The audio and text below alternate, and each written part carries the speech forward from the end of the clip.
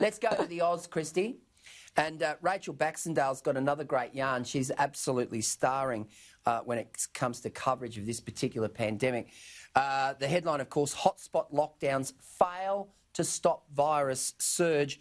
More than 2 weeks of lockdowns have failed to cut coronavirus rates in the 6 Melbourne local government areas at the centre of Victoria's second wave of COVID infections, which reached a statewide record of 317 new cases on Thursday. The Andrews government has placed its health system on a war footing as it struggles to suppress the virus in the original 6 hotspot areas, despite them having been locked down for longer than the life cycle of the virus. And the hotspots are Wyndham, Whittlesea, Melton, Banyale, Darebin and Yarra.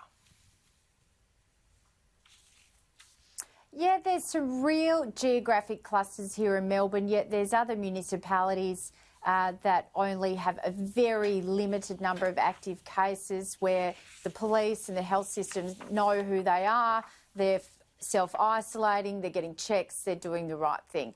I don't know why it's so geographically different in some parts of Melbourne than it is to others. However, I will say that it is terrible for some of those people, particularly those locked in housing commission towers. Some of those people have come from significantly traumatic backgrounds, and to wake up every day and see your home surrounded by armed police must be devastating. The mental health impact of that must be devastating, and we can blame it all on a failure to properly utilise the resources of trained police and knocking back the ADF as previously requested. But of course there were ministers having a bit of a turf war in terms of who would be responsible, so the Andrews government sent them back.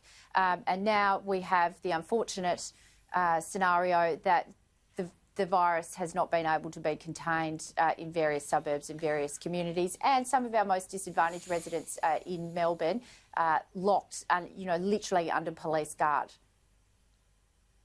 Christy, we're going to go to the front of the Financial Review. Now, it was interesting today that the Prime Minister came out very strongly and said that eradication was not possible, it was not the aim, that we had to take into account the health implications of this particular virus, but also make sure that as long as we flatten the curve, that we don't flatten the economy. And that has been a big focus for the government. And, of course, next Thursday, Treasurer Josh Frydenberg will make his long-awaited mini-budget assessment. But the splash is PM urges easier work laws for jobs. Scott Morrison has flagged extending industrial relations exemptions to employers who will no longer use JobKeeper, arguing ongoing flexibility will be needed if jobs are to be saved and created. A move which could put him on a collision course with Labor and the unions. Mr Morrison suggested the emergency changes to the Fair Work Act, which enabled employers to vary the hours worked and duties performed, would still be needed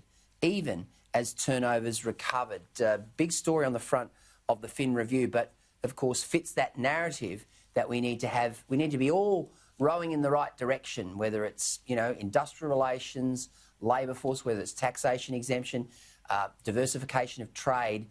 In many respects, this is an opportunity, but we need to grasp it and run with it.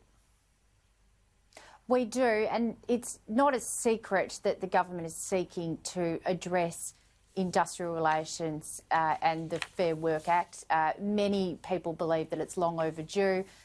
AI Group has done some significant industrial relations work led by Innes Willocks. They do fantastic policy work representing businesses, particularly in the manufacturing and SME sector, that say we can't operate with some sectors, hospitality, for example, kitchen hands and chefs have about 40 to 60 different sorts of awards under the Fair Work schedule for their sector. It is disastrous for employers if they make a mistake unwittingly and aren't kept up to date with some of the Fair Work legislation, then they can go to court, they have to go to Fair Work, they have to pay compensation. They're often awarded large fines that they can't pay because a lot of small businesses don't have the cash flow.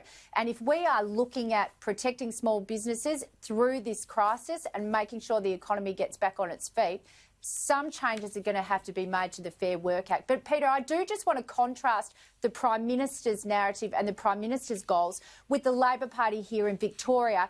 At the same time, they are mismanaging this quarantine crisis. At the same time, 4 ministers are off resigning. They pushed through a bill which is called the Wage Theft Bill. Now, that sounds really good in theory, that it's protecting small businesses. What it does is it means if a small business is actually caught underpaying a worker, even unwittingly, they can face jail for 6 months. So that's your bakery, your hairdressers, anybody who is really busy trying to manage their business and keep their staff in a job through this crisis can face jail time. Just what they need in the middle of a pandemic.